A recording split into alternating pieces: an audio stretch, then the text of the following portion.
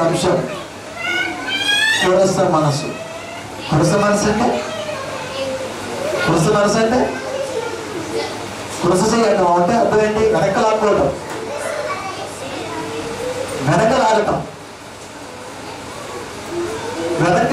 కురస మనసు, వెనకలాగటం. ఫ్రాంక్గా ఒకసారి మనం ఆలోచించగలుగుతాం దేవుని వల్ల.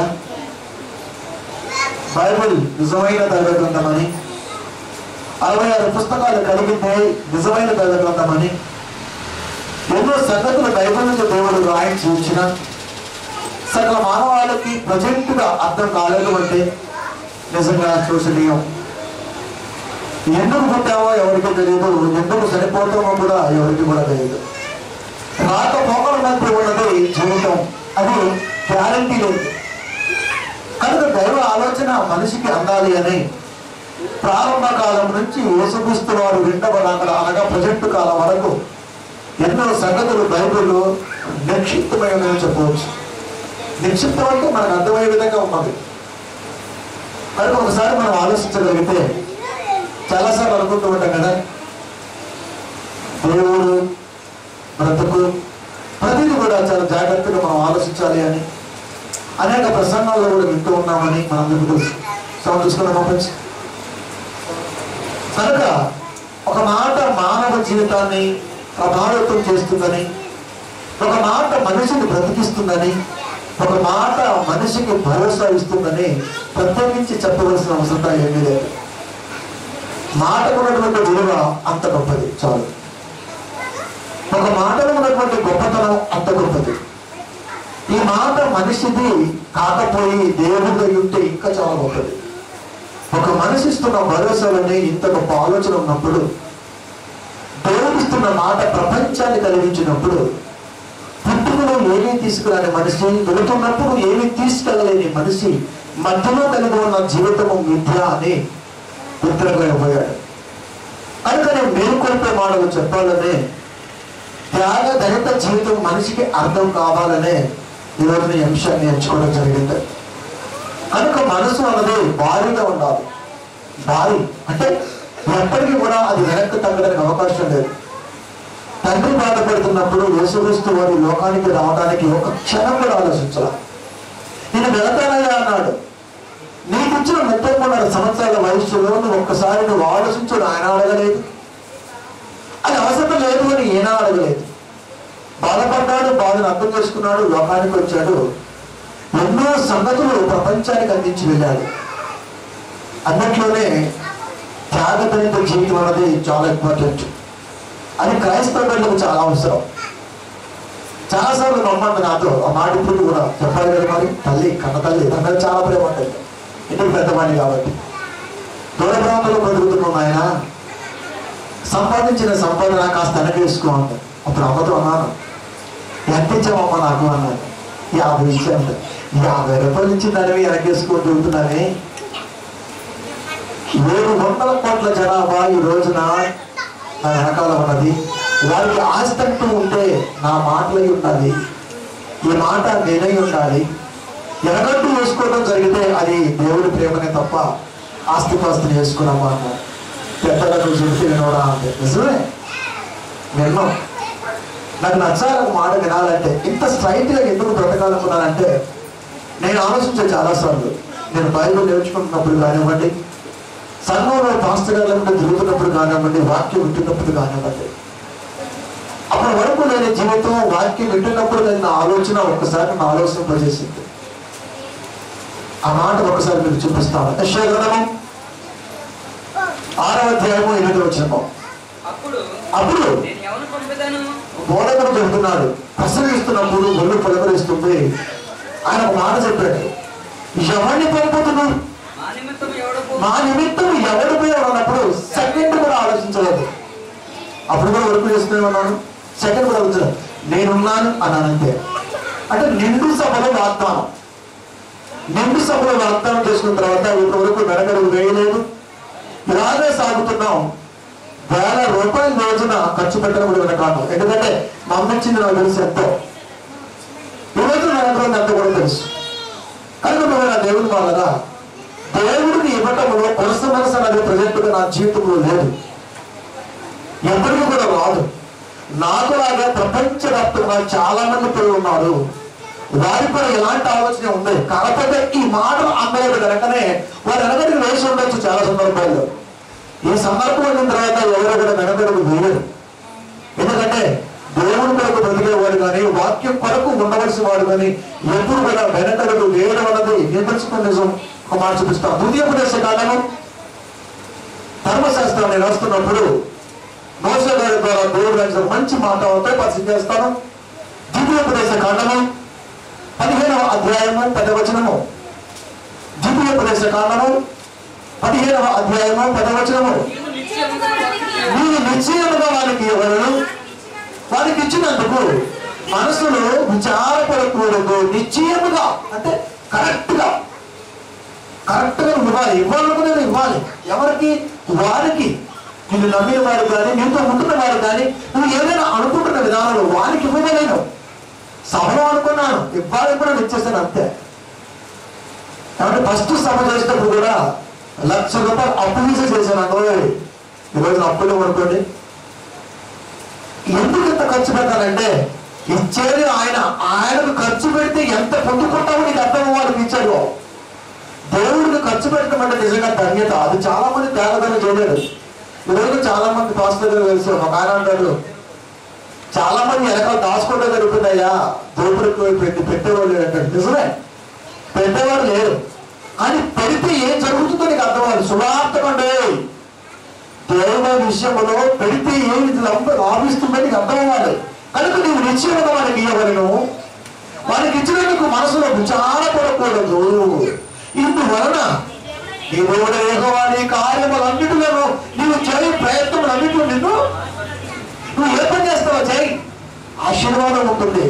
నువ్వు ఏ ప్రయత్నం చేస్తావో చేయి, దేవుడి కృప అందగా ఆయనకే ఇవ్వకోకుండా ఆ మాట వెనకాలేసి ఆశీర్వాదం కావాలంటే ఎక్కడి వచ్చింది సోదరా?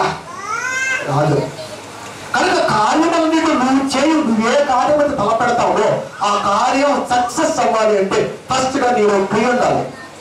వారికి ఇవ్వమని నువ్వు విచారపడకుండా ఇవ్వాలి. ఎంక్వైరీ చేయాల్సిన అవసరం లేదు, విచారపడవలసిన అవసరం అంతకంటే లేదు. దేవుడు పని అనగానే ఒక సెకండ్ కూడా నీ మనసులో మరొక థాట్ రాకూడదు. అంతే బరాబర్ మైండ్ ఉండాలి. అంత గొప్పగా నువ్వు ఆలోచించగలగాలి. నేను ఆలోచించాను కాబట్టి ఒక ఉన్నతమైన స్థితిలో ఉన్నాను. రాబోయే రోజులు చాలా హైట్లో ఉంటాను, మళ్ళా చెప్తున్నాను. కనుక ఈ టైంలో నువ్వు ఉంటే నువ్వు అలాగే ఉంటావు. నాకు తెలిసింది, నేను పొందుకున్నది, నేను లాభిస్తున్నది నీకు అర్థం కావాలి.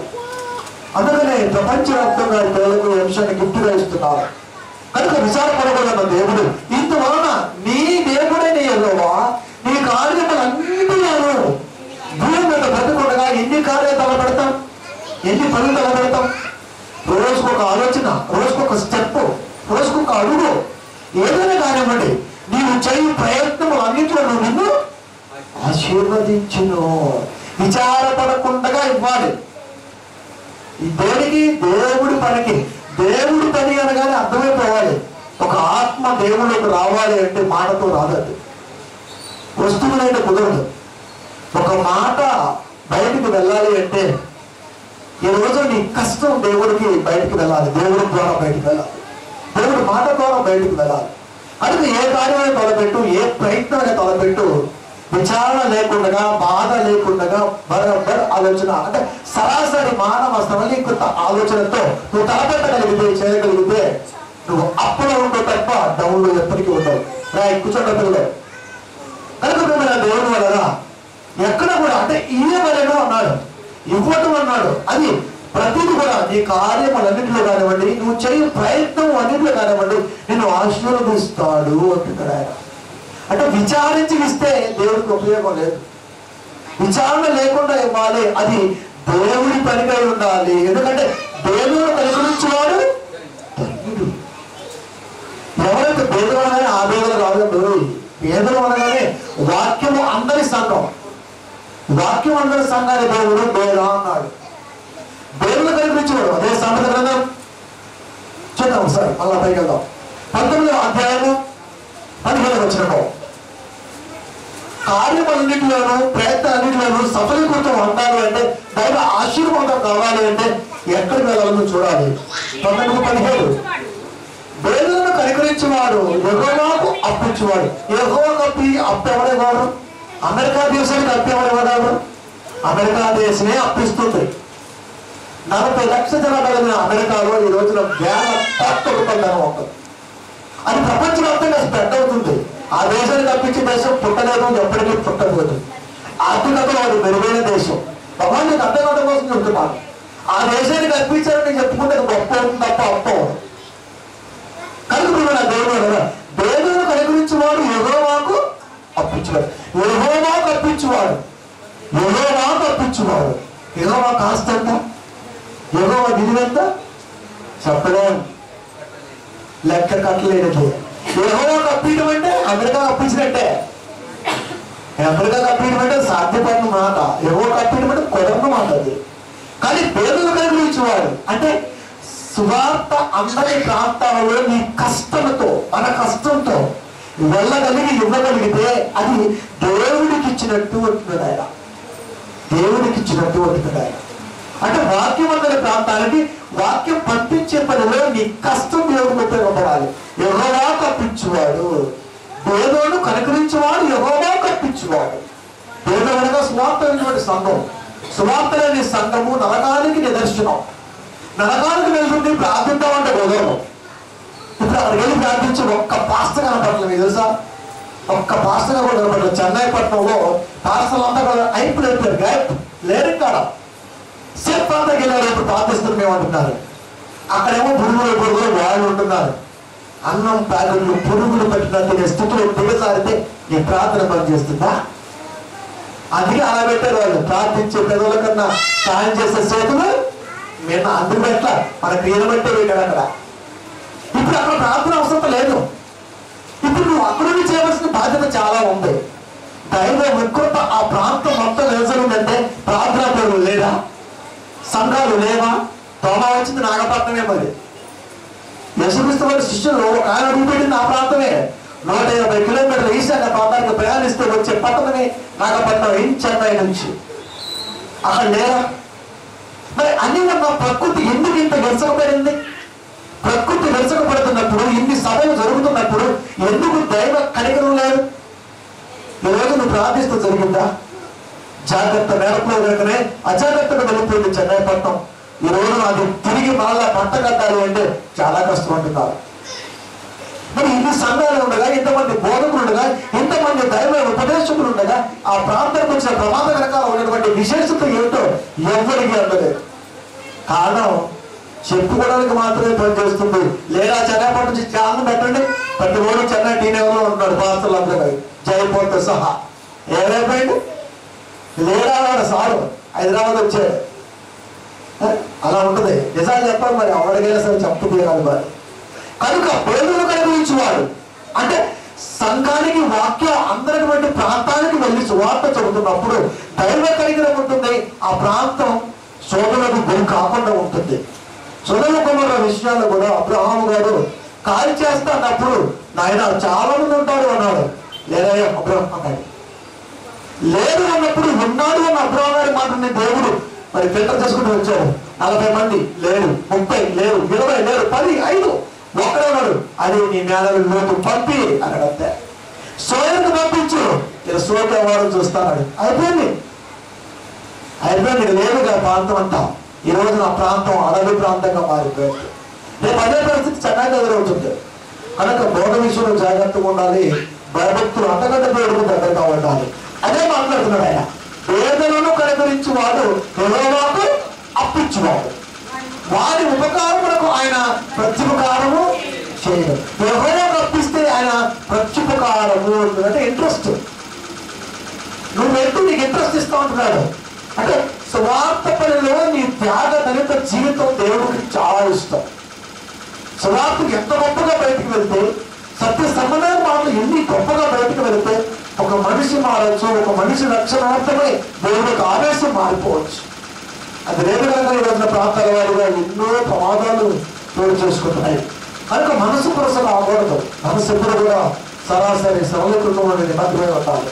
కనుక మేము దేవుడు అనేవా ఇప్పుడు పేదలను కనికరించడం అంటే సువార్త చెప్పడం అనేది మామూలు విషయం కాదు. ఒక ఆత్మ వినుటలో విశ్వాసం కలగాలి. అది క్రీస్తు యేసు గురించిన మాటను బట్టి ఆ మాటలో ఉన్న పవర్ ప్రపంచాన్ని వెలిగించింది.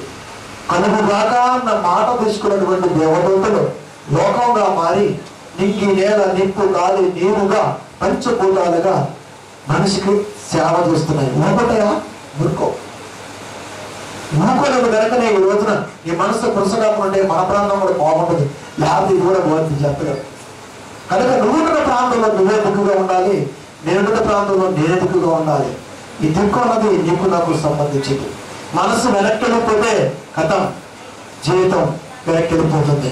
కనుక యేసుక్రీస్తు వారు కూడా ఇంత ఆలోచించి తన జీవితాన్ని పణంగా పెట్టి ఇదిగో ఏంటి అన్నాడు. అయ్యా వడ్డీ కట్టాలి కైసర్, ఏం చేద్దాం మరి కట్టు అన్నాడు. లేవు ఒక పని చేయి, అలా వెళ్ళు, రైట్ సైడ్ కాదని సెకండ్ వస్తుంది, ఎప్పుడు చూడు లోపల ఉంటుంది ముఖ్యం, వెళ్ళి నీ పేరు నా పేరున కట్టా. అది ఉంచుకుంటే ఆ దగ్గర ఉండేది, కానీ అది కాదు. కనుక వెనసల్లో పడుతున్నప్పుడు వెనసల్లో పడుతూనే ఉండాలి.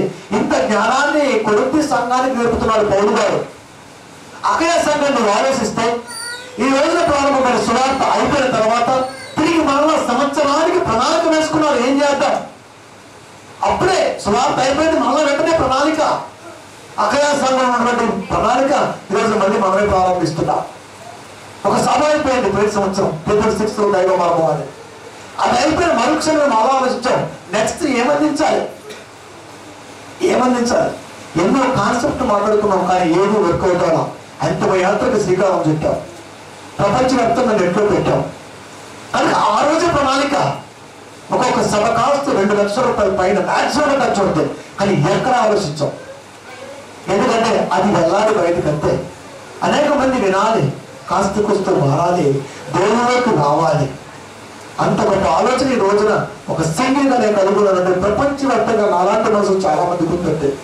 మీరందరూ కూడా రాగలిగితే సువార్త ప్రచురింపబడుతుంది. అది లేదు కనుక ఈ రోజు ఈ అంశాన్ని మీకు అందిస్తున్నావు. కొరింథీ రాసినటువంటి 2వ పత్రిక 2వ కొరింథీ 9వ అధ్యాయము 9వ వచనము. ఇందు విషయమై అతడు అనగా క్రీస్తు వెదజల్లి దరిద్రులకు ఇచ్చెను, అతని నీతి నిరంతరము నిలిచును అని రాబడి ఉన్నది. సంవత్సరం ముందే సువార్త కొరకు ప్రణాళిక వేసుకున్న సంఘం అక్య. ఆ సంఘాన్ని ఉద్దేశించి మాట్లాడుతూ కొరింథీ సంఘంలో కూడా మీరు ఇంత గొప్పగా ఉండాలి, ఇంత గొప్పగా వెదజల్లబడాలి. ఆ 9వ అధ్యాయం మీరు చదువుకుంటూ వస్తే అవే ఉంటాయి, అక్కడ అవే ఉంటాయి. ఆలోచించకుండా దేవుడి సాగు ఖర్చు పెడితే దేవుడు కూడా ఆలోచించకుండా నీకు ఇస్తే సేవలంటాయి. బాగా వినాలి, సువార్త మరి సేవ నిమిత్తం ఖర్చు పెట్టబడాలి. ఖర్చు పెడుతున్న ప్రతి కష్టం విలువ కూడా ఈరోజు సువార్తకు వెళ్ళగలగాలి. అప్పుడే నీకు ఆశీర్వాదం వచ్చింది. అయ్యగారు పాకిట్లదంటే ఆశీర్వాదం రాదు. కనుక వెళుతున్న ప్రతి కష్టం కూడా చెమట వెళ్తుంది. కష్టం వెదజల్ల పడాలి అంటున్నాడు. వెదజల్లటం అంటే ఏదే కట్టమంటాం కదా. మనం ఫర్టిలైజర్ షాప్లో, మందుల షాపులో కొన్నప్పుడు దాన్ని అలా వెదజల్ చేస్తూ ఉంటాం. వెదజల్లినప్పుడు ఏ మొక్కకి ఎంత అవసరమో అది తీసుకుంటుంది. దాన్ని డిసైడ్ చేసేది వాటర్, అదే జీవజలం పరిశుద్ధాత్ముడు. ఆయన వెదజల్లింప చేస్తాడు. కనుక దేవుడి వల్ల వెదజల్లి దరిద్రులకు ఇచ్చాను. దరిద్రుడు అంటే వాక్యం అందని వాడు. వాక్యం అందని వాడికి యేసు మాట వెళ్ళిపోయింది. ఆ యేసు మాట వెనకాల కష్టం అనేక మంది త్యాగదులు ఉన్నారు. కొన్నేది ఉన్నాడు, వెంటనే అసలు నాకు సంబంధం లేదు, తనలో ఉన్నటువంటి ప్రతి దాన్ని కూడా త్యాగదంగా ఆలోచించకుండా తనకున్న దాంట్లో 4 వంతులు పైన చేశాడు. ధర్మకార్యం అన్నాడు, దాన్ని ఆశీర్వదింపబడ్డాడు, బైబిల్లో రాయబడ్డాడు. కనుక ఆశీర్వదింపబడాలి, దేవుడి వరకు రాయబడాలి, సువార్త నిమిత్తం ఖర్చు పెట్టబడాలి. అది మాత్రం గుర్తు పెట్టుకోవాలి. ఇది నిమిత్తం వెలసని దగ్గరకించడం, అతని నీతి నిరంతరము నిలుచును. నిరంతరం నిలిచేది ఒక్క స్టార్ మాత్రమే, ఇంకా ఏదో నిలబడి అన్ని రాలిపోతాయి, అన్ని కూడా లేచిపోతాయి. ఎప్పుడు ఉండగలిగేది నక్షత్రమే. కొన్ని నక్షత్రాలు ఉన్నాయి, అవి రాలిపోతాయి. అవి దైవ కలిపిన నక్షత్రాలు కావు. మనిషి ఎక్కడైనా యుద్ధం జరుగుతున్నప్పుడు 2 నక్షత్రాల మధ్య స్పేస్ లో పెట్టే నక్షత్రం లాంటి ఒక ల్యాబ్ లాంటిది, అది రాలిపోతుంది. కనుక మీరు దేవుడు నిరంతర స్వయం ప్రకాశం అన్నారు. దేవుడు ఒక్క నక్షత్రం ఉన్న విలువని రోజున భూమి మీద మనిషిగా నీకు ఇవ్వగలిగాడు దేవుడు. అదే మళ్ళా గుర్తు చేస్తాడు. నిరంతరము నిలిచును, నిరంతరం నిలిచును. వ్యవసాయి దరిద్రుడిచ్చేవాడు యొక్క కష్టం నిరంతరము నిలిచింది. ఇవన్నీ చెప్పిన తర్వాత యేసుక్రీస్తు వారి శిష్యులు పిలిచి అనేక అధికారాలు ఇచ్చి రోగాలను వెళ్ళగొట్టండి, మంచి చేయండి, ఏదైనా చేయండి అని చెప్తూ వెళ్ళగొట్టి అనేక సంగతులు చెబుతూ మీలోకి ఎవరైనా ఒకడు వస్తే వాడిని దగ్గరికి తీసుకొని ఒక గిన్నెడు చన్నీళ్ళు ఇవ్వండి అన్నాడు. మనం ఇస్తామా? మనం ఇస్తామనండి చెప్తున్నా. అంటే దేవుళ్ళకి వస్తున్న వారిని బాధ పెట్టకుండా ఎవరైనా కానివ్వండి, వాళ్ళు క్రైస్తవేతలా ఎవరైనా కానివ్వండి, పిలిచి వాడిని కూర్చోబెట్టి గ్లాసుడు వాటర్ను ఇస్తే నీ ప్రతిఫలము ఇంత గొప్పగా ఉంటుంది అన్నాడు. అమ్మ చూడండి ఒకసారి మత్తయి సువార్త 10వ అధ్యాయము 42వ వచనము.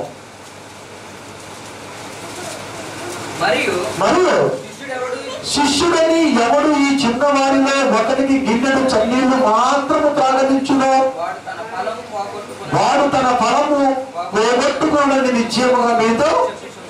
మరియు శిష్యులని ఎవడు ఈ చిన్న వారిలో ఒకరికి గిన్నెడు చన్నీళ్లు మాత్రము త్రాగనిచ్చునో.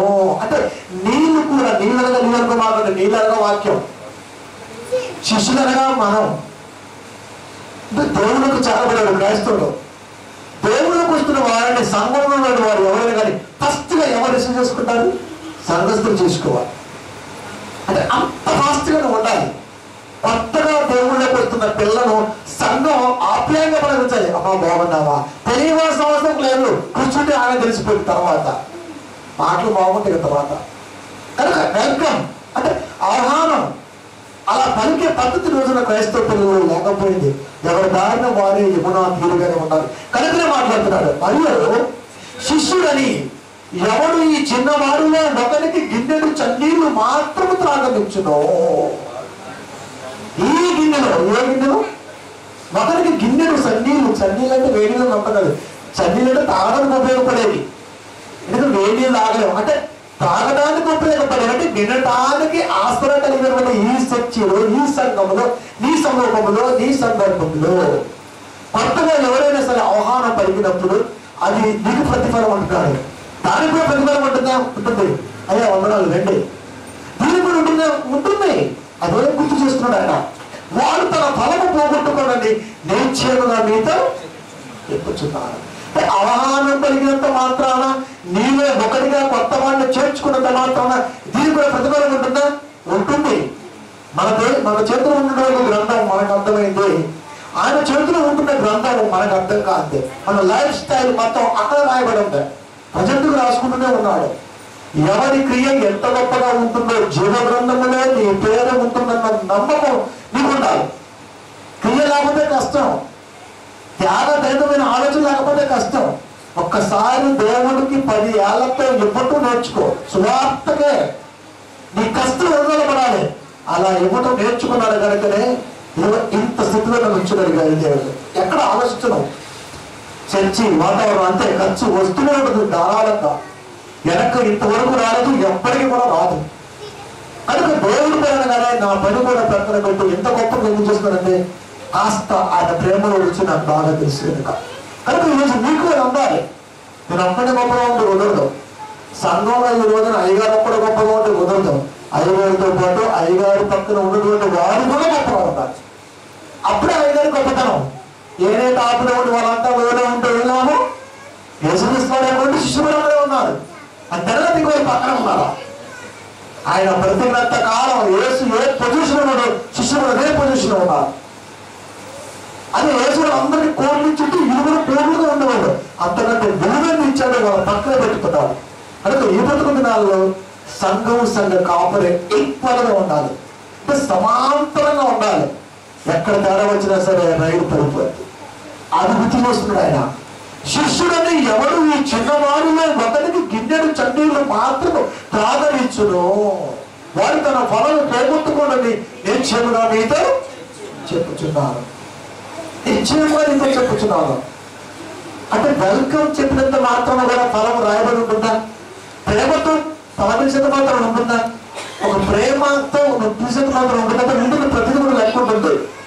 కనుక పురుష కాకూడదు మనసు, ఎక్కడ కూడా పురుష కాకూడదు. మనకి ఎట్టు పేరు కూడా కుదరదు. వందనాలమ్మా, వందనాలు. ప్రతి మాటల్లో కూడా కలిగితనం కలుగుతనం ఈరోజున క్రైస్తవులు మిస్ అవ్వకూడదు. అలా మిస్ అయ్యారు కనుకనే, మనసు కురసైన కనుకనే దేవుడు ఉగ్రత ప్రపంచవ్యాప్తంగా రోజున ప్రబలిపోతుంది. ప్రార్థిస్తే మారుతాడా? ప్రార్థిస్తే నేనంత గొప్పడా? నువ్వు అంత గొప్పగా ఉన్నావు ఈ రోజున? కాదు కదా. కనుక ఒక్కసారి మనం ఆలోచించాలి.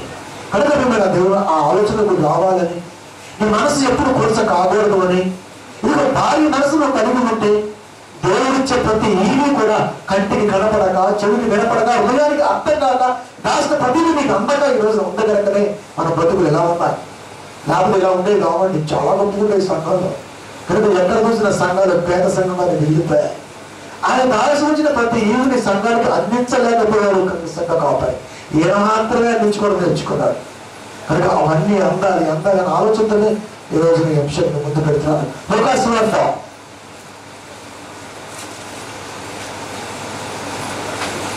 ఏదైనా సరే ఒక ఫంక్షన్ మనం చేసుకున్నప్పుడు, కొన్ని ఏదైనా ఒక ఇల్లు చేసుకున్నప్పుడు, ఒక కార్యక్రమంలో మనం మ్యాక్సిమంగా ఎవరిని పిలుచుకుంటామా అంటే తిరిగి మరొకసారి మనల్ని పిలుచుకున్న వారిని పిలుస్తుంటాం. అది మానవ నైజం. మనం ఆహ్వానిస్తే మళ్ళీ వాళ్ళు ఆహ్వానిస్తారు. కానీ ఒక సందర్భాన్ని మనం మర్చిపోతున్నాం. చూడండి ఒకసారి లూకాసు వార్త 14వ అధ్యాయము 13-14 వచనాలు. అయితే నీవు విందు చేయనప్పుడు పేదలను, అంగహీనులను, పుట్టివాటను పిలువు. అసలు పిలము. ఇప్పుడు వస్తూ అనుకుంటావా? అసలు పిలవాలండి ఏమండి. కానీ ఏమంటారు తెలుసా? నువ్వు విందు చేయనప్పుడు ఏ విందు చేస్తున్నావు?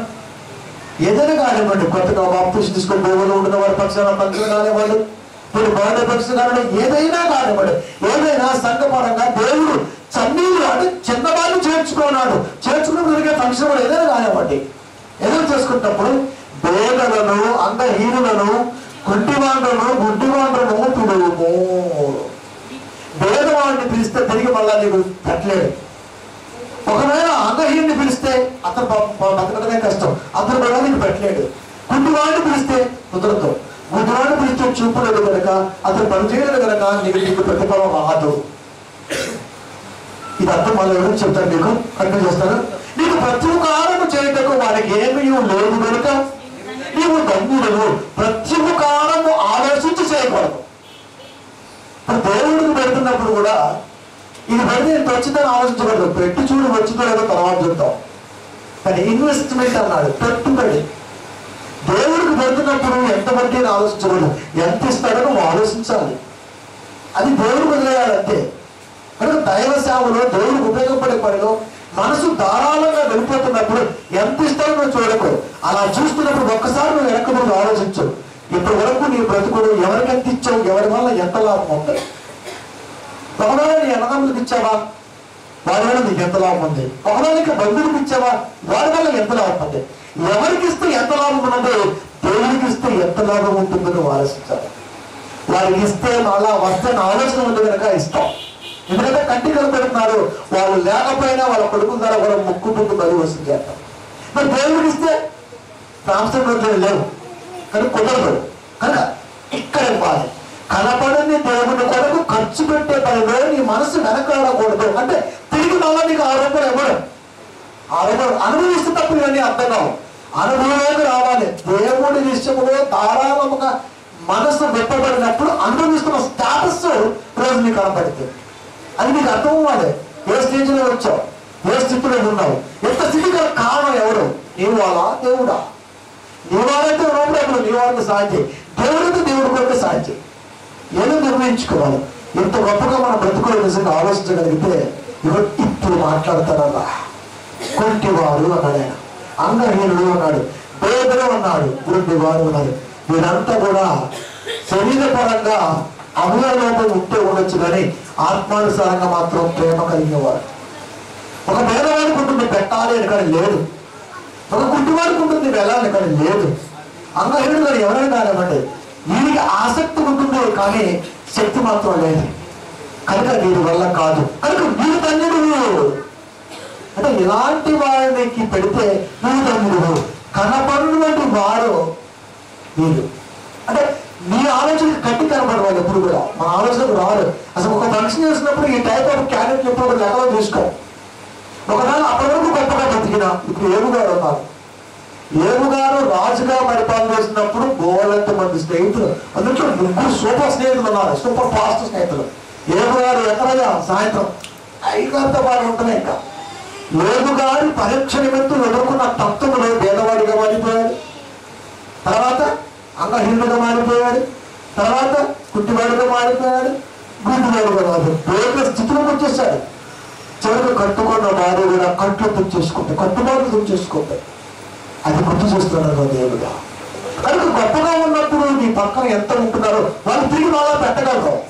అదే గొప్పగా ఉన్నటువంటి వాడు కోల్పోయినప్పుడు, అదే గొప్పగా ఉన్నటువంటి వాడు కోల్పోయినప్పుడు, అంటే ఏనుగారు కోల్పోయినప్పుడు స్నేహితులు దూరం నుంచి హాయ్ అన్నారు తప్ప దగ్గరకు వచ్చి కౌలులు వదలేకపోయారు. అంటే ఏం చూస్తున్నారు ఈ రోజున? ధనం చూస్తున్నారు. అందుకని ధనం ఎక్కడ ఉండదు, నీ మనసు అక్కడే అక్కడ ఉన్నప్పుడు ఇక్కడ చేస్తాం చేయదు. కనుక ఆ సందర్భాన్ని గుర్తు చేస్తున్నాడు. ఇలాంటి వారిని పిలిస్తే మళ్ళా చేయడానికి లేదు కనుక నువ్వు ధన్యుడు. ఇప్పుడు ఏనుగారి విషయంలో ఇంత గొప్పగా ఉన్న స్నేహితులు ఏనుగారికి ప్రాబ్లం వచ్చినప్పుడు కూడా, సమస్య ఎదురైనప్పుడు కూడా అలా కాసి కాపాడుతూ ఉంటే చాలా బాగుండేది. దూరంగా వెళ్ళిపోయారు. కానీ దేవుడు వదిలేడా? డబల్ అంటే ఎంత ఇచ్చాడు ఇన్వెస్ట్మెంట్? లెక్కలేదరా, లెక్కలేదు. అంత గొప్పగా ఇచ్చాడు. అంటే దేవుడు ఎలా ఇస్తున్నది మనిషికి అర్థం కాదు. కనుక అది హృదయానికి అర్థం కాలేదు. నువ్వు ఇచ్చి చూడు, ఎలాగైనా వస్తావు నీ దగ్గరికి. ఎవరు నేర్చుకో ఫస్ట్. అలా తత్వం నీకుంటే టాప్ లో ఉంటావు, టాప్ 10 లో ఒకరుగా ఉంటావు. ఆ తత్వం ఉంది కనుక ఈ రోజున దేవుడు ప్రతి అడుగు ఆయన ఆలోచించి ఈ రోజున మనకు ఆశీర్వాదకరంగా నడిపిస్తున్నాడు. క్రైస్తలాట్ అనుకుంటున్నాను దేవుడు వల్ల. కనుక నేను పొందుతున్నటువంటి ఆనందం మీ అందరూ కూడా పొందాలని ప్రపంచవ్యాప్తంగా క్రైస్తవ పిల్లలు నటించుతున్న వారికి ఈ అంశాన్ని నేర్పిస్తున్నాను. కానీ కనుక సరే నేను ప్రతి ఒక్కరు చేయను, వారికి ఏమీ లేదు కనుక నీవు ధన్యుడు కదవు. నేటి మంతుల పునరుద్ధానమందు నీవు ప్రత్యుపకారం పొందుతావని చెప్పాను. నీతి మంతుల పునరుద్ధానం, నీతి మంతులు అంటే నీతి వేరుగా క్రీస్తు, క్రీస్తుని వెంబడిస్తున్న వారు బ్రతికే కాలం ఒకటి ఉంది, అది రెండవ రాకడ. కనుక ఇప్పుడు ఆలోచిస్తున్న ప్రతి ఆలోచన కూడా అప్పటికి నీకు ఉపయోగపడుతుంది. దాన్ని ఆలోచించే రోజున LIC పాలసీ తీసుకొచ్చాడు. LIC అంటే లైఫ్ ఇన్సూరెన్స్, జీవిత బీమా పథకం. అంటే జీవితానికి బీమా ఆసరా ఉంటుంది. ఆ పథకం చేస్తే మనం పోయినా మన పిల్లగాళ్ళకి ఆసరా. జీవిత బీమా అన్నాడు దాన్ని. జీవిత బీమా నువ్వు పోతే నీ పిల్లవాళ్ళకి ఆసరా అయితే మరి ఈ పథకాన్ని ఏమనాలి? ఈ పథకాన్ని ఏమనాలి? మనం పోతే మన ఆత్మకు ఆసరా, మనం పోతే మన కుటుంబానికి ఆసరా. ప్లస్ వచ్చేసింది ఆత్మకే.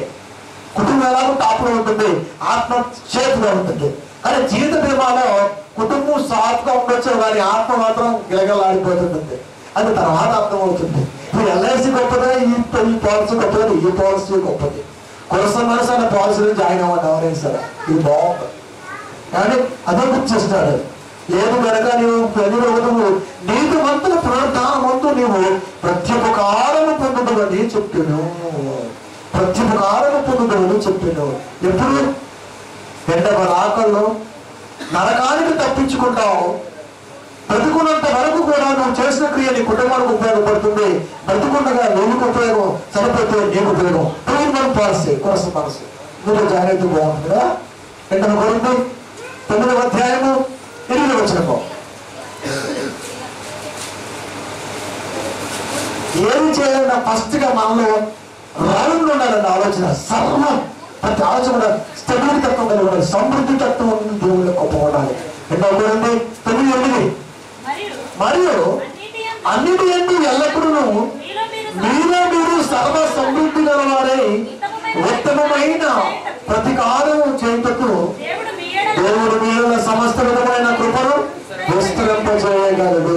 ఫస్ట్ గా నువ్వు సర్వ రౌండ్ అని ఆలోచన ఉండాలి. ఎంటైర్డ్ ఆలోచన మొత్తం సర్వ సమృద్ధి గలవారై ఉత్తమమైన ప్రతికారము చేయుటకు. అంటే మనలో మనకి స్టెబిలిటీ చాలా అవసరం. ఒక పని చేస్తున్నప్పుడు పని చేయగలం, మనకి నమ్మకం, సమృద్ధితో చాలా ఉండాలి. ఎక్కడ కూడా లోపం కనబడకూడదు. అప్పుడు ప్రత్యుపకారము దేవుడు ఖచ్చితంగా చేస్తాం సెలవిస్తాడు. మీ ఎడల సమస్త విధమైన కృపను విస్తరింప చేయగలడు. నిజంగా దేవుడి కృప మన మౌతు బలంగా నాటబడితే మనిషి ఎదిగే విధానం చూస్తే చాలా ఆశ్చర్యం వేస్తుంటారు. కొరసగాని మనసు గల వారికి సాధ్యం ఉంటుంది అంతా కూడా. అలా ఎదుగుతున్న విధానంలో అన్నిటి ఎందు ఎల్లప్పుడూ ఉంటున్నాడు ఆయన. అన్నిటి ఎందు ఎల్లప్పుడు అంటే దేవుడికి సంబంధించిన ప్రతి కార్యక్రమంలో ఎప్పుడు కూడా ఫస్ట్ గా ఉన్నది సర్వసమృద్ధత్వం. సర్వసమృద్ధి అంటే ఎక్కడ లోపం లేదు. ఇంకా దైవ పని టోటల్గా ఫస్ట్ నేనే. ఆ తాట మనలో ఉండాలి.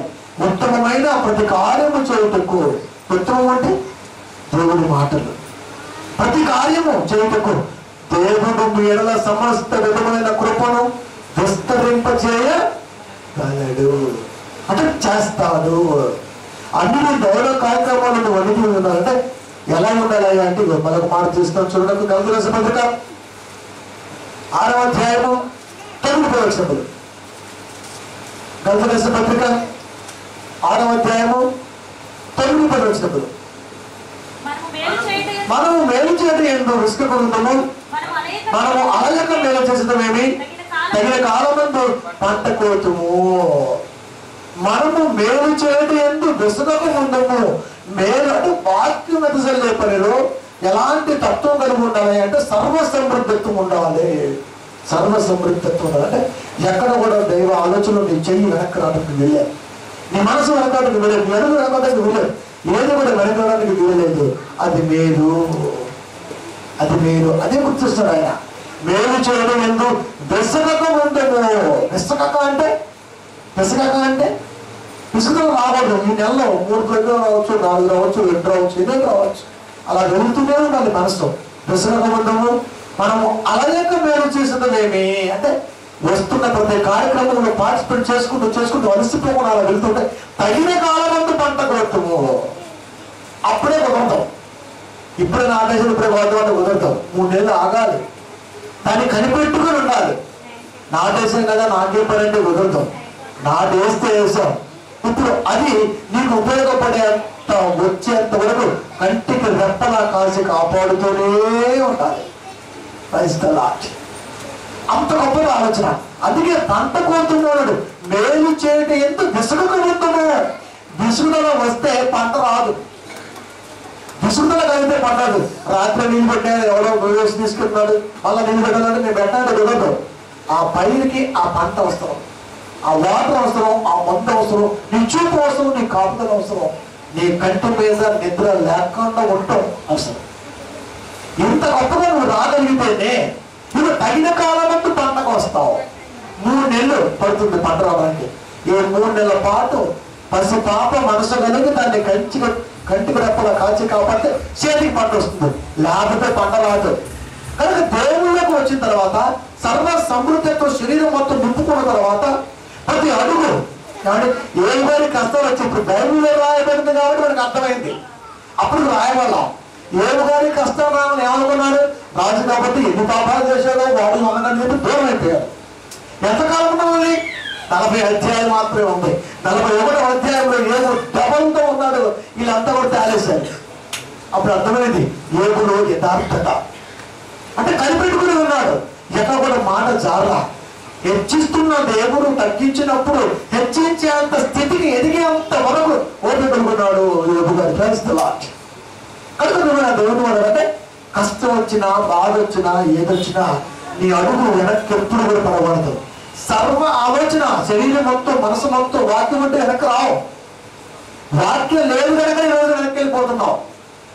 శరీరం మొత్తం శరీర క్రియలు కానివ్వండి, ఆత్మానుసారం కానివ్వండి, అడుగు మనసులు మాట ప్రతిదీ కూడా వాక్యానికి అనుసంధానంగా ఉంటే మనిషిలో నుంచి వాక్యం బయటకు వెళ్ళడం ఎప్పటికీ కూడా వెళ్ళే అవకాశమే లేదు. ఇప్పుడు కంటికి రెప్పల పొలాన్ని కాపాడుతుంటే ఇంకా దొంగతనం ఏడ జరిగింది, ఇంట్లో పడుకుంటూ నాకేం చేసింది. కనుక పొలంలో నాటబడిన తర్వాత కంటికి రెప్పల ఇంటికి వచ్చేంత వరకు కాచి కాపాడితే ఎవరు తీసుకెళ్ళిపోడు. అందుకే మనోళ్ళు మరి పెట్టలు మేతకు వస్తూ ఉంటాయి, అందుకని క్లాత్ పెడుతూ ఉంటారు, అలా ఊపుతూ ఉంటారు, సౌండ్ చూస్తూ ఉంటారు, నానా రకాల హంగామా. ఎందుకు? ఆ పంట రావాలి ఇంటికి వస్తే నీ కుటుంబం బాగుంటుంది, నీ అప్పులు పెడితే ఏదైనా సంథింగ్ నీకు లాభం జరుగుతుంది. తగిన కాలం దాకా ఇంత జాగ్రత్తగా తీసుకుంటుంటే ఆ పంట రాదు. దేవుళ్ళకి వచ్చిన ఇలాంటి ఉపకారతత్వం, సర్వ సమృద్ధి ఆలోచన కలిగినట్టు మనసు లేకపోతే ఎప్పటికీ కూడా ప్రాప్తి. ఆశీర్వదించడం ఎందుకు ఆశీర్వదిస్తాడు? కనుక ఏదో నేను తీసుకో. ఆయన శ్రమలో అంత తగిన కాలం కోసాడు పంట, తగిన కాలం దాకా దేవుడు కనిపెట్టుకున్నాడు. కానీ తిరిగి మళ్ళా రాజు అయ్యాడు. ఆ రాజు డబల్ డబల్ డబల్ అందుకోవడానికి కొనుక్కున్నాడు. అంటే మనసు ఎక్కడ కూడా కృషి కాల. భార్య రూపంలోకి వచ్చి అన్నది ఇంకా యథార్థతను వదలకుంటుగా దేవుణ్ణి దూషించి సరిపో. ఏం చేశాడు ఈ దేవుడు? అప్పుడు మనం అంటుంటాం, అప్పుడు దాగెందుకు అండి. చాలాసార్లు మన స్త్రీల సమయం కూడా మాట్లాడుతుంటుంది. వర్షాకాలం అప్పుడు కానీ ఏ కాలం అప్పుడు కానీ బట్టలు ఆడేస్తారు, గడుక్కుని వాడబడిన మాయలు అని ఇప్పుడు వచ్చింది అంటుంటాం. అంటే నువ్వు రమ్మండి రావాలి, పొమ్మండి పోవాలా? మాయదారి వానగాడమ్మా, అది మహాదారి. అది లేకపోతే కింద గ్రౌండ్ వాటర్ లేదు ఈ రోజున హైదరాబాద్లో. ఈ శాపాలే వారగా దూరం అయిపోయాయి. అందరూ చేస్తున్నారు మరి ఏం చేస్తాం? కనుక జాగ్రత్త. నోరు చాలా నేచర్ అంటే ప్రకృతిని అందరికీ నువ్వు అనర్హురాలివి అనర్హుడివి అనలేవు. అది నువ్వు రమ్మంటే వచ్చేది కాదు, పొమ్మంటే పోయేది కాదు. అది దైవేచ్ఛ, దానికి తల వంచే తీరాలి. కనుక అంటున్నాడు, మేలు చేయటి ఎందుకు విసుగనవంతుము, మనము అలయక మేలు చేసేటమేమి, తగిన కాలం ముందు పంట కొడుతాము. అలసిపోక కనిపెట్టుకుని ఉంటే ఖచ్చితంగా పంట పోతావు, ఖచ్చితంగా పోతావు. ఇప్పుడే కావాలంటే వదలదాం, టైం పడుతుంది. ఆ టైం పట్టిన దాకా నువ్వు వెయిట్ చేయాలి. కళ్ళు ఒత్తి వేసుకొని చూడాలి. అలా చూశాడు ఒక దావీదు. అదిగా కళ్ళు పోయాయి బాబా. దావీదు కళ్ళు చెమర్చాయి, పోయాయి. కళ్ళు క్షీణించేంత వరకు కనిపెట్టుకుని ఉన్నాడు. మహారాజు తత్వములు కూడా అలాగే పెట్టుకున్నాడు. అంటే వెయిట్ చేశారు. తగిన కాలం అందు వాళ్ళంతా మేలు చేసుకుంటూ రాబట్టే ఆ స్టేటస్ లో ఉండగలిగారు. అంత గొప్పగా నీ కొరకు రాయబడడం జరిగింది. మార్గదర్శకులుగా కనపడ్డారు.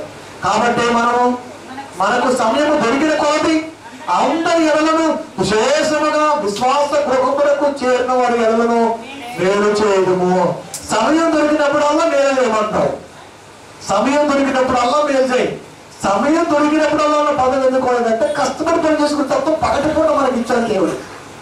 కనుక ఈ సమయంలో పని చేసుకునే సమయంలో కాస్త సమయం దొరికితే ఏదైనా సరే ఒక మేలు ఉన్న పదాన్ని నువ్వు ఆలోచించి చేయగలిగితే విశేషముగా అంటే ఎక్కువగా విశ్వాస గృహమునకు చేరిన వారి అంటే చర్చకు వచ్చే వారిలో. అందుకని ఇందాక మాట్లాడిన మాట ఏమంటే శిష్యుడని అంటే 10:42 మాట్లాడిన మాట. శిష్యుడని ఎవడు ఈ చిన్నవారిలో ఒకరికి గిన్నెను చన్నీగా మాత్రం త్రాగనిచ్చును వాడు తనను పెరుగుతున్న నేను నిశ్చయముగా మీతో చెప్తున్నాను. అదే మాటకి డెఫినేషన్ మళ్ళీ మాట్లాడతాడు. సమయము దొరికిన కొలది అందరి ఎడలను విశేషముగా విశ్వాస గృహమునకు చేరిన వారి ఎడలను మేలు చేయడము. అంటే చర్చికి వస్తున్న వారికి కూడా మేలు చేయాలి. అంటే సర్వ సమృద్ధి నువ్వు కలిగి ఉంటే దేవుడి శ్రీవుడు పెద్ద ఆశీర్వాదాన్ని సంఘానికి పంచుతుంటే ఇది పెరుగుతూ ఉంటుంది. సంఘం కూడా నీతో పాటు హ్యాపీగా నీతో పాటు ప్రయాణం చేస్తారు. నువ్వే పెరగకూడదు, నువ్వు ఒక్కడ పెడితే కుదరదు. వేళ్ళ సహాయం కూడా తీసుకోవాలి. మరో చెట్టు తీసుకో. అది ఒక్క ఏరే కాదు, ఫస్ట్ ఒక్కేరే తను ఏరుతో బలపడింది. ఆ తర్వాత కొమ్మల ద్వారా ప్రతి ఓడ ఏరుడుపు నాటబడింది. కనుకనే మహబూబ్నగర్ జిల్లాలో 12 ఎకరాల పైన ఒక మర్రి చెట్టు ఉందంటే నువ్వు ఆలోచించాలి. ఒక మర్రి చెట్టు 12 ఎకరాలకు విస్తరించింది. ప్రపంచ రికార్డు అది. ఓడ అంత గొప్పది, సంఘానికి కూడా అంత గొప్ప పిల్లర్స్ సంఘస్థులే. అది విశ్వాస ప్రేమ కానివ్వండి, సమృద్ధి తత్వం కానివ్వండి, ఆప్యాయత కానివ్వండి, అది రాగం కానివ్వండి, మానవీయులు కానివ్వండి, మనిషి తత్వం కానివ్వండి, మనసు తత్వం కానివ్వండి. విశేషముగా అన్నాడు అక్కడ పౌలు గారి నిర్దేశాన్ని రాస్తూ. విశేషముగా అంటే ఎక్కువ ఇంపార్టెంట్ ఇవ్వమంటున్నాడు. బయట వారికి ఇవ్వు, కానీ సంఘంలోకి వస్తున్న పిల్లలు కూడా ఎక్కువగా ఏదైనా మేలు చేయించి చూపించు. మేలు నీకు తెలిసింది, నువ్వు చేయగలిగింది నువ్వు చేయి. ఎందుకు నిన్ను టాప్ లో ఉంచుతా ఉన్నాడు ఆయన, టాప్ లో ఉంచుతున్నాడు. విశేషంగా విశ్వాస గృహమునకు చేరిన వారి ఎడలను మేలు చేయటము. అంటే దేవుళ్ళకి కొత్తగా వస్తున్న వాళ్ళు కానివ్వండి, దేవుళ్ళు అప్పటివరకు ఉంటున్న వాళ్ళు కానివ్వండి, ఎవరికైనా కానివ్వండి, మేలు అన్నది మనం చేసుకుంటూ అలాగే వెళ్ళిపోతూ ఉంటే చేసుకుంటాం. టాప్ లో ఎప్పుడు ఉంటూనే ఉంటుంది దైవ కార్యక్రమం. ఎందుకంటే ఒకవేళ నాకు వచ్చింది కదా నేను పెట్టకుండా ఉంటే నాకే ఉండదు కదా నువ్వు అనుకోకు. నేను కష్టం తగ్గట్టుగా నీకు ప్రతిఫలం ఉంటుంది, నా కష్టం నా ప్రతిఫలం ఉంటుంది. అందరి కష్టానికి తగ్గ ప్రతిఫలం దేవుడు ఇస్తాడు. అన్యాయం చేసేవాడు మాత్రం కాదు, మనిషి చేయొచ్చు నమ్మక ద్రోహం, కానీ దేవుడు మాత్రం అప్పటికి చేయడు. ఎందుకంటే ఆయన మనిషి కాదు కనుక. మనుషులు కన్నవాడు మహాత్ముడు కనుక ఈ రోజు నువ్వు చేస్తున్న ప్రతి చెయ్యి, కష్టపడుతున్న ప్రతి కష్టం కూడా దేవుడు ఎప్పటికప్పుడు నీ అకౌంట్ జమ చేస్తూనే ఉంటాడు. అకౌంట్ అంటే నువ్వు ఓపెన్ చేసిన అకౌంట్ కాదు, అది నీ అకౌంట్. ఆయన అకౌంట్ ఉంది ఒకటి, అది హెవెన్లీ సేఫ్టీ లాకర్, పరలోకపు తాళపు చేయి ఆయన చేతిలో ఉన్నది. అకౌంట్ తెలిసింది ఆయనే, తాళం వేసుకుని దగ్గర పెట్టుకున్నాడు ఆయన. నీకు ఇవ్వదా? ఇక్కడ అకౌంట్ తీస్తే అది నీకే ఇస్తుంది. ఏమేం కాదు చెక్ బుక్ పోవడం నీ చేతిలో ఉంటాయి, అది నీ ఇష్టం. అని అక్కడ ఆ అకౌంట్లో నీ చేతిలో ఉండదు. ఆయన ఆహా ఈ రోజు ఇది కావాలి ఇచ్చేయి, ఏ రోజుకి ఆ కేడు, ఏ రోజుకి ఆ మీరు చాలు. రోజు గడుస్తుంటే ఈ రోజు నువ్వు పడ్డ కష్టానికి ఏ రూపాయలు సరే వస్తుందో ప్రవహిస్తా అంత నమ్మకం. 24 hours గడవకుంటే జ్వరాలు తన్నుకొని నీ దగ్గరికి రావడం జరుగుతుంది. అకౌంట్ అది నువ్వు నమ్మాలి, అనుభవిస్తే మాత్రం అర్థమవుతుంది. అదే మాట దేవుడు చెబుతున్నాడు, అన్యాయం నేను చేయను, నాకు నమ్మారు కాబట్టి ఎప్పటికీ నీకు అన్యాయం చేయను. ఎప్పుడు రాసిన పత్రిక 6వ అధ్యాయము 10వ వచనము. మీరు చేసిన కార్యమును మీరు పరిశుద్ధులకు ఉపచారము చేసి ఇంకనూ ఉపచారము చేయుచుండుట చేత తన నామమును బట్టి చూపిన ప్రేమను మర్చుటకు దేవుడు అన్యాయస్తుడు కాదు. మీరు చేసిన కార్యమును నిజంగా మనం ఏమైనా కార్యాలు చేసామో ఆలోచించాలి. ఇప్పుడు నేను అందుకోండి, మరి మీరు చేసిన కార్యమును నిజంగా ఏమైనా కార్యాలు చేసామా? ఒకవేళ చేస్తే వర్తిస్తుంది, లేకపోతే ఇప్పుడు అకౌంట్ ఓపెన్ చేయి. ఆ అకౌంటే పుస్తకాలి మనసు. ఏమండి జాగ్రత్త. మీరు చేసిన కార్యమును మీరు పరిశుద్ధులకు ఉపచారము చేసి ఇంకనూ ఉపచారము చేయుచుండుట చేత తన నామమును బట్టి చూపిన ప్రేమను, తన నామమును బట్టి, యేసు నామమును బట్టి. ఇది మర్చిపోతాము సంఘంలో. యేసు నామాన్ని బట్టి నువ్వు చేయాలి, ఉపచారం చేయాలి. అంటే నువ్వు చేస్తున్న ప్రతిదీ కూడా యేసుక్రీస్తు వారి నామం కూడా జరగాలి అంటున్నాడు ఆయన. చూపిన ప్రేమను మనుషులకు దేవుడు అన్యాయస్తుడు కాదు. అంటే న్యాయం చేస్తాడు, న్యాయం చేస్తాడు. మీరు చేసిన కార్యం అంటే ఏమైనా చేసామా దేవుడి గురించి ఆలోచించాలి. రాకపోకల మధ్య జీవితం శూన్యం, అది గ్యారంటీ లేదు. వచ్చేటప్పుడు ఎలా వచ్చామో తెలియదు, పోయేటప్పుడు ఎలా పోతున్నామో కూడా తెలియదు.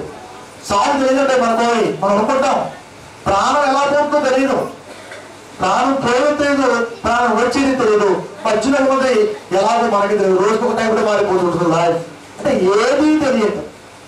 ఏదీ తెలియనప్పుడు తెలుసుకోవాల్సింది ఏంటంటే దేవుడు అన్యాయం చేయడు.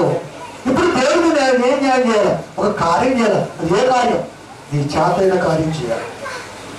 కార్యం అంటే పని, నీ చేతైన పని చేయి. నువ్వు శక్తి కూడా చేయి, నీ శక్తి ఏర్పడదు ఆ మాత్రమే చేయి. శక్తిని మించి పనిచేసేది సీమ, దాన్ని చూసి నేర్చుకోవాలి. సడన్ వాడు సోమరే సేమో ఎందుకు వెళ్ళు అక్కడ. అంటే కాలాన్ని బట్టి ప్రవర్తిస్తున్న సేవలో ఇంత జ్ఞానం ఉంటే 2 కిలోల నడవగలిగిన మనిషి ఇంకెంత పని చేయాలి? సోమరిగా ఉండకూడదు ప్రియమైన దేవుని వల్ల. పురుష మనసు సోమరితనాన్ని దర్శనం. దైవ పని అంటే ఫస్ట్ గా ఉండాలి. అలా నేను చేశాను కాబట్టి చెబుతున్నాను. నేను సేవకుడిగా రాకముందు మా ఇంట్లో పని పెద్దగా చేసేవాడు, వాడు నా తమ్ముడు చేసేవాడు, ఆడని చెప్పాడు, అంత ఎదురుగా ఉన్నాడు ఆయన క్రీస్తురాజు.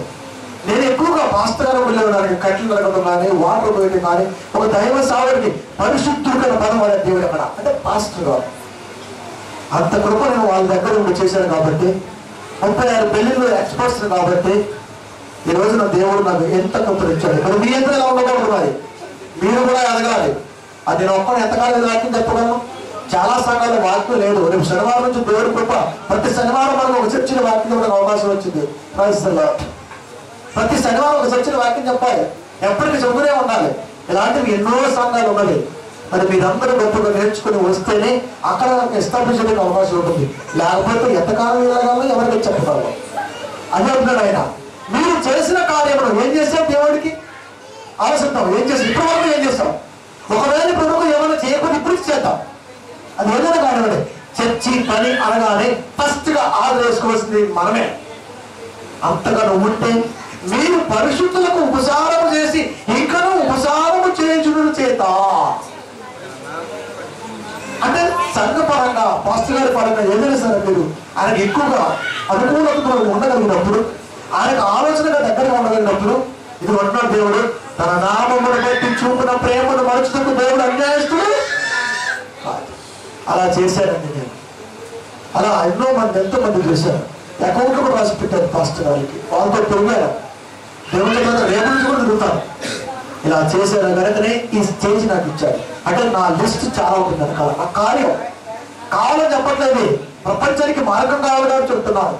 పౌలు గారు ఏమన్నాడు? నన్ను పోలి నడుచుకోమన్నాడు. క్రీస్తుని పోలి నేను నడుచుకున్నాను, మీరు నన్ను పోలి నడుచుకోండి. పౌలు గారు ఆ మాట చెప్పగలిగినప్పుడు మరి నేను ఈ మాట చెప్పాలి కదా, నువ్వు ఈ మాట చెప్పాలి కదా. కనుక ఈ రోజు వరకు నేను ఏ కార్యం చేశాను? నేను దేవుడికి ఏం ఉపయోగపడ్డాను నా బ్రతుకులో, నా జీవితంలో? ఈ స్టేజ్ ఇచ్చిన దేవుడికి నేను ఏమి ఇచ్చాను? ఒక్కసారి ఇచ్చి చూడండి.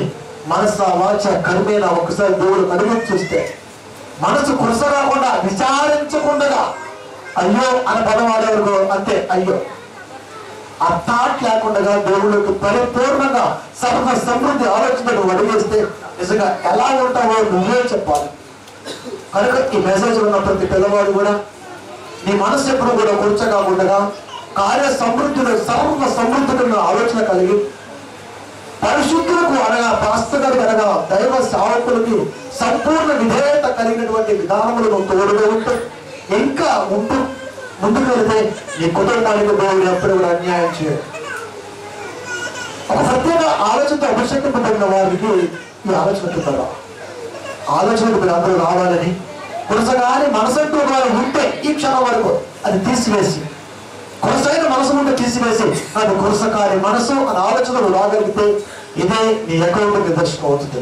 ఈ అకౌంట్ ఓపెన్ చూడు, డబ్బులు వేయాల్సిన అవసరం లేదు, అవే పడతాయి. ఎలా పడతాయి అంటే తప్పు ఉండిపోయి అంత పడతాయి, తట్టుకులు తన సర్వ సమృద్ధి అనేది. అలాంటి ఆలోచన ప్రతి సంఘంలో ప్రతి దగ్గర అందుకోవాలి. కనుక వారికి చెబుతున్న వారు కానివ్వండి, వింటున్న వారు కానివ్వండి, నాతో ఇష్టంగా కాపులు కానివ్వండి, ఎవరైనా కానివ్వండి, ముందు దేవుడికి పెట్టడం నేర్చుకున్నాం. ఆ తర్వాత దేవుడు ఇచ్చినా ఇవ్వకపోయినా అలా సాగలిగితే నిజంగా మనంత నమ్మకస్తులు దేవుడికి మనం భూమి మీద ఉంటుంది. కనుక మనసు ఇప్పుడు కాని అని పెట్టాలట.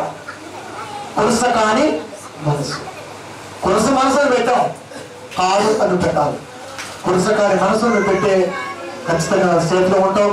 కొరస మనసు అంటే నిజంగానే అక్కడే ఉంటావు, కానీ పెట్టుకుంటావు, కానీ ఆలోచిస్తావు. నువ్వే నిర్ణయించుకో.